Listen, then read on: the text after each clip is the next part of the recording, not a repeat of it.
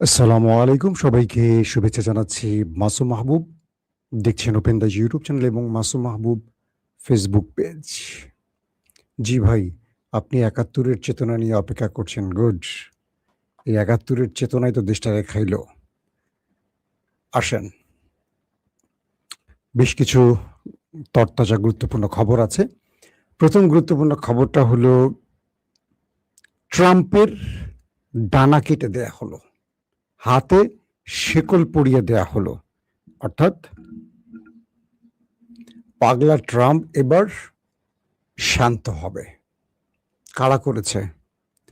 House of representative, Congress. পাশাপাশি America দাবি করেছিল মার্কিন মার্কিন বেজে ইরান যে হামলা করেছিল সেটা তারা ইন্টারসেপ্ট করেছে। কিন্তু ইরান যে নতুন ছবি দেখিয়েছে, স্যাটেলাইট ইমেজ, সেখানে দেখা গেছে মার্কিন বেজকে পুরো লন্ডভন্ড করে ফেলেছে ইরানের ড্রোন এবং মিসাইল। পাশাপাশি ডোনাল্ড ট্রাম্প ইরানের ব্যাপারে এবার সুর নরম করলেন। অন্যদিকে লেবানন এবং ইসরায়েলের মধ্যে যুদ্ধবিরতি ঘোষণা হয়েছে। এবার যুক্তরাষ্ট্র বলছে এটি স্থায়ী যুদ্ধবিরতি হতে যাচ্ছে। চলুন আরো যে খবরগুলো আছে একসাথে আপনাদের দেবার চেষ্টা করছি। প্রিয় দর্শক, প্রথম যে খবরটি দিয়ে শুরু করতে চাই সেটি হলো ইসরায়েল এবং লেবাননের মধ্যে থেমে থেমে হামলা পাল্টা হামলার যে ঘটনাগুলো ঘটছে। এরপর আমেরিকা দুপক্ষের মধ্যে একটি সমঝোতার চেষ্টা করে এবং বলা হচ্ছে যে দুই দেশকে যুদ্ধবিরতিতে পৌঁছতে বাধ্য করে। যদিও লেবানন পূর্বেই যুদ্ধবিরতির সকল নিয়ম মেনে চলেছিল, কিন্তু একটি দেশ সেই নিয়ম না মেনে বারবারই আক্রমণ করছিল। অবশেষে মার্কিন যুক্তরাষ্ট্রের প্রচেষ্টায় দুই দেশ স্থায়ী যুদ্ধবিরতির দিকে হাঁটছে এবং দুই দেশকে যুদ্ধবিরতির সকল নিয়ম মেনে চলার নির্দেশ দেওয়া হয়েছে। পাশাপাশি জুন মাসের মাঝামাঝি, অর্থাৎ এই মাসের মাঝামাঝি বা শেষ দিক পর্যন্ত তারা এই নিয়ম মেনে চলবে। এরপর দুপক্ষই স্থায়ী যুদ্ধবিরতিতে যাত্রা করবে। অর্থাৎ সেখানে আরেকটি বৈঠকের মাধ্যমে এই দুই দেশের যুদ্ধবিরতির বিষয়টি স্থায়ী সিগনেচারের মাধ্যমে একটা স্থায়ী কি বলবো আইনের রূপ নেবে। আশা করা যায় ইসরায়েল এবং লেবাননের মধ্যে হামলা পাল্টা হামলা এবার বন্ধ হতে যাচ্ছে। ২ নম্বর গুরুত্বপূর্ণ খবর, মার্কিন যুক্তরাষ্ট্রের প্রেসিডেন্ট ডোনাল্ড ট্রাম্প তিনি তার ব্যক্তিগত 5টি প্রতিষ্ঠানকে দিয়ে তিনি একটি জরিপ পরিচালনা করছেন আসছে মধ্যবর্তী নির্বাচনে তার অবস্থা কি হতে পারে, তিনি জিতবেন না হারবেন। 5টি বেসরকারি সংস্থা যে রিপোর্ট ডোনাল্ড ট্রাম্পকে দিয়েছে সেখানে বলা হচ্ছে ডোনাল্ড ট্রাম্পের পরাজয়ের পার্সেন্টেজ 80%। অর্থাৎ আসছে নির্বাচনে ডোনাল্ড ট্রাম্প হারতে পারেন এই সম্ভাবনা প্রায় 80%। এই খবরের পর ডোনাল্ড ট্রাম্প বুঝতে পেরেছেন ইরান যুদ্ধ তার ক্যারিয়ারের 12টা বাজিয়ে 13টা বাজিয়ে ছেড়ে দিয়েছে। তিনি ইরানকে বলছেন এবং তার মধ্যস্থতার কমিটিকে বলছেন, আমি যুদ্ধবিরতিতে যেতে চাই, সব বাদ, এক ইউরেনিয়াম বা নিউক্লিয়ার ইস্যুটি ছাড়া সব বাদ, ইরানের সাথে আর কোনো বিরোধী নয়, এবার আমি যুদ্ধবিরতিতে যেতে চাই। যা যা হয়ে গেছে হয়ে গেছে, সব বাদ। হরমুজ টরমুজ সব বাদ, ইরান যদি হরমুজ দখল করে করুক, যেটা করার করুক, আমার আপত্তি নাই। একটা ইউরেনিয়াম এই একটি বিষয় না থাকলে আমার ফেস সেভিং হবে না, আমি কিচ্ছু বলতে পারবো না আমেরিকান জাতিকে, আর আমার মুখই তো থাকবে না। অর্থাৎ আমেরিকার গলা শুকিয়ে গেছে, বিটকয়েন নিচের দিকে পড়ে গেছে, সব মার্কিন অর্থনীতির মোটামুটি খবর করে ছেড়ে দিয়েছে। এক ইরান আমেরিকার যুদ্ধের ইরানের ভেতরে যে ক্ষতি হয়েছে তার বাইরের পুরো দুনিয়াব্যাপী ক্ষতিটা আমেরিকার হয়েছে। একদিকে তার লম্বা সময়ের মিত্ররা, যুগের পর যুগ যে মিত্ররা তার সাথে ছিল, সব কেটে পড়েছে। যে দেশগুলো ট্রাম্পের ভয় কাঁপাকাঁপি করতো তারা এখন ঘাটতারা করে ট্রাম্পের দিকে তাকাচ্ছে।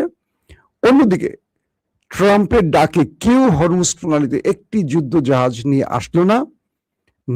ন্যাটো তো না, ইউরোপ তো না, তার কাছের মিত্র জাপান, দক্ষিণ কোরিয়া এরাও কেটে পড়েছে।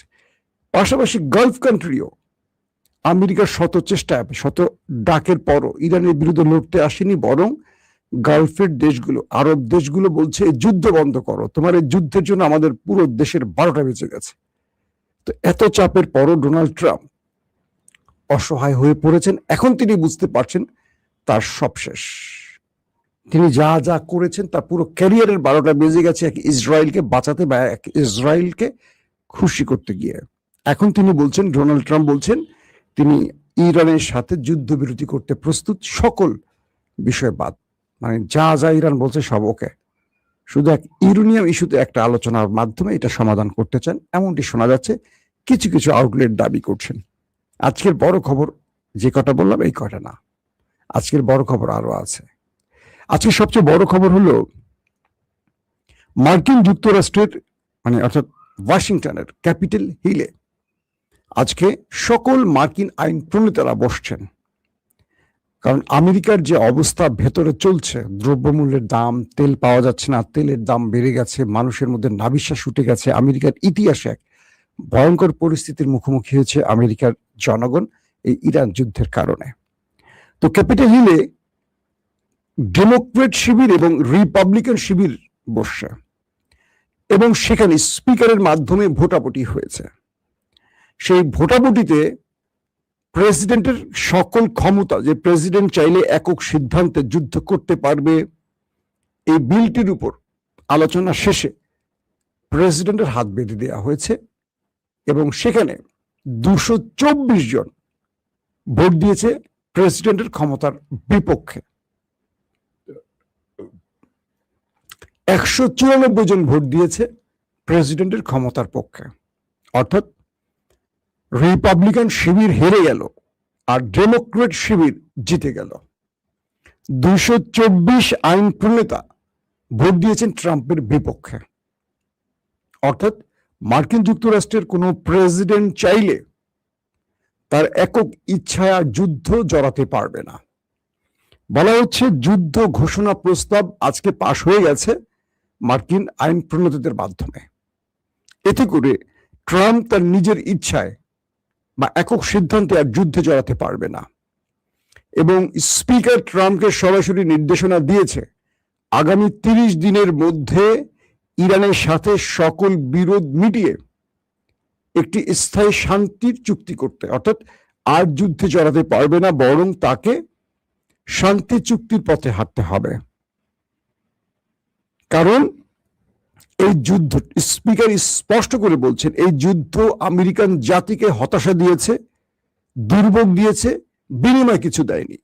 এই যুদ্ধ নীতি বা ট্রাম্পের একক যুদ্ধের ঘোষণা বা যুদ্ধ করার কারণে আমেরিকা যেই পরিমাণ পে করছে, যেই পরিমাণ ক্ষতির মুখে পড়েছে দেশের জনগণ, এটি অবর্ণনীয়। স্পিকার বলছেন এই আইন পাশের মাধ্যমে আমেরিকার জাতির ভাগ্যে একটি বড় বিজয় লেখা থাকবে। কারণ এখন থেকে মার্কিন কোনো প্রেসিডেন্ট তার ইচ্ছে মতো কোথাও যুদ্ধ করতে পারবে না। যুদ্ধ করতে হলে মার্কিন কংগ্রেসের অনুমোদনের প্রয়োজন হবে। অর্থাৎ যত আইন প্রণেতারা আছেন, এই যুদ্ধের জন্য ট্রাম্প প্রেসিডেন্ট হিসেবে এককভাবে তিনি নির্দেশনা দিয়ে যুদ্ধ করতেন, এটি আর পারবে না। এখন কংগ্রেসের অনুমোদন নিতে হবে, তারপর যুদ্ধ করতে হবে। এবং এর মাধ্যমে একটি বিষয় স্পষ্ট হয়েছে, স্পিকার বলছে ইরানের সাথে সকল বিরোধ মিটিয়ে ফেলতে। তার মানে ট্রাম্পকে আর যুদ্ধের দিকে হাঁটতে দেয়া যাবে না, দেবে না। একটা আইন রূপ নিয়ে গেছে আমেরিকাতে। ট্রাম্প এখন কি করবেন? রিপাবলিকান শিবির বলছে এই আইনটি পাশের মাধ্যমে মার্কিন ইতিহাসে একটি কলঙ্ক রচিত হয়েছে। রিপাবলিকান শিবির মানে ট্রাম্পের দল। ডেমোক্রেটরা বলছে এই আইন পাশের মাধ্যমে মার্কিন জনগণ একটা বড় সমূহ বিপদ থেকে রক্ষা পেয়েছে। অর্থাৎ দুই দল দুটো কথা বলেছে। ট্রাম্প বলেছে এই আইন পাশের মাধ্যমে মার্কিন সেনাবাহিনীকে একটা কঠিন বিপদের মধ্যে ফেলে দেওয়া হয়েছে এবং মার্কিন সেনাবাহিনীকে অপমান করা হয়েছে। মিস্টার ট্রাম্প এই যুদ্ধটা জড়িয়ে বহু মার্কিন পরিবারের কি বলবো কান্না ছড়িয়েছে, বহু মার্কিন সেনাবাহিনীকে বিপদে ফেলেছে, বহু সেনা ফিরে আসেনি এবং কমান্ডো নামানোর ঘোষণা দেওয়ার পর থেকে মার্কিন পরিবারগুলো তাদের সন্তানদেরকে যুদ্ধে পাঠাবে না এমন সিদ্ধান্তেও গেছে, কারণ ইরানে গিয়ে ফিরে আসবে এই নিশ্চয়তা খুব কম।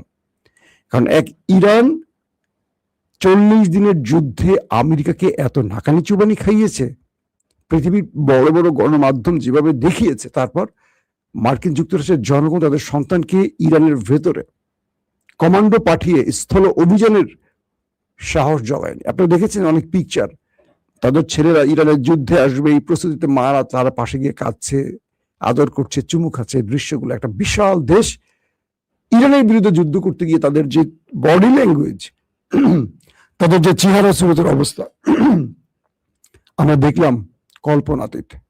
অর্থাৎ এই যুদ্ধে ইরান এক প্রকার বিজয় পেয়ে গেছে। আমেরিকার প্রেসিডেন্ট ডোনাল্ড ট্রাম্প তিনি যে কথাটি গত দুদিন আগে বলেছেন যে ইসরায়েলকে বাঁচাতে এই যুদ্ধটা তিনি করেছেন, যদি এই যুদ্ধ না করতেন মধ্যপ্রাচ্য থেকে ইসরায়েল মুছে যেত, ইরান নিউক্লিয়ার শক্তির মালিক হয়ে যেত, অ্যাটম বোমার মালিক হয়ে যেত এবং ইসরায়েল বলে কোনো রাষ্ট্র থাকতো না। কে বলছে? Donald Trump. তিনি বলছেন যদিও এই যুদ্ধটি আমাদের বোকামি হয়েছে, ইরানের সাথে যুদ্ধটা, একদম স্পষ্ট এই কথাটি বলেছেন। এই সিদ্ধান্তটি তাদের সঠিক ছিল না এটিও বলছেন। আবার এটিও বলছেন যদি আমরা ইরানে হামলা না করতাম তাহলে ইসরায়েল নামক কোনো রাষ্ট্র থাকতো না এবং ইরান অল্প কদিনের মধ্যে নিউক্লিয়ার বা অ্যাটম বোমার মালিক হয়ে যেত। তো সেই ট্রাম্প এখন ইরানের কাছে বারবার ধর্ণা দিচ্ছেন একটা শান্তি প্রতিষ্ঠা, অর্থাৎ যুদ্ধ বন্ধে শান্তি প্রতিষ্ঠার যে চুক্তিটি সেটি যেন অনুমোদন পায়। এর মধ্যে ট্রাম্পের বাহিনী ইরানে কয়েক দফা অ্যাটাক করেছে, ইরান পাল্টা অ্যাটাক করেছে। সেই অ্যাটাকের চিত্র আমেরিকা যতটুকু গোপন করেছে ইরান তা প্রকাশ করে দিয়েছে। আবার কুয়েতের বিমানবন্দরে হামলার বিষয়টি ইরানের, আমি সকালে আপনাদের বলেছি, ইরান বলেছে এই হামলা তারা করেনি। তারা বলছে, আইআরজিসির পক্ষ থেকে বলা হয়েছে যে আমরা যে হামলাগুলো করি তা অ্যাডমিট করি, স্বীকার করি, এটি আমরা করিনি। এটি মার্কিন প্যাট্রিয়ট সিস্টেমের কোনো বিস্ফোরণ থেকে হতে পারে। আর ইরানের যে কাতারে কুয়েতে মার্কিন যে বেজ, সেই বেজে যে হামলার আমেরিকা দাবি করেছিল সেটা তারা ইন্টারসেপ্ট করেছে, কিন্তু ইরান উপগ্রহে বা স্যাটেলাইট ইমেজ প্রদর্শন করেছে। সেখানে দেখা গেছে উপর থেকে এসে একটা ম্যাসিভ আকারে সেই বেজে হামলা করে পুরো আগুন ধরিয়ে দিয়েছে। তার মানে আমেরিকা যে দাবিগুলো করছে ইরান সে দাবিগুলো মিথ্যা প্রমাণ করে দিয়েছে তাদের প্রমাণের মাধ্যমে। তো সবকিছু মিলিয়ে ডোনাল্ড ট্রাম্প শেষ পর্যন্ত হতাশা ছাড়া আর কিছু পাচ্ছেন না এবং হাউস অফ রিপ্রেজেন্টেটিভের এই সিদ্ধান্ত মার্কিন কংগ্রেসের ডোনাল্ড ট্রাম্পের হাত বেঁধে দেওয়ার ফলে আমেরিকার প্রেসিডেন্টরা আর চুদুরবুদুর করতে পারবে না, এটি আমরা আশা করছি। কারণ আমেরিকার প্রেসিডেন্টরা ইসরায়েলের প্রেসক্রিপশনে তারা আফগান ধ্বংস করেছে, ইরাক ধ্বংস করেছে, লিবিয়া ধ্বংস করেছে, সিরিয়া ধ্বংস করেছে, ইরানে হামলা করে ইরানকে প্রায় ধ্বংস করেছে, নিজেরাও ধ্বংস হয়েছে। এমন বহু দেশ তারা ধ্বংস করে একক সিদ্ধান্তের জন্য। এরপর আমরা দেখতে চাই আমেরিকা তাদের প্রেসিডেন্টের হাত বেঁধে দিতে পারে কিনা, শেকল পরাতে পারে কিনা। প্রত্যেকে ভালো থাকবেন। আল্লাহ হাফেজ।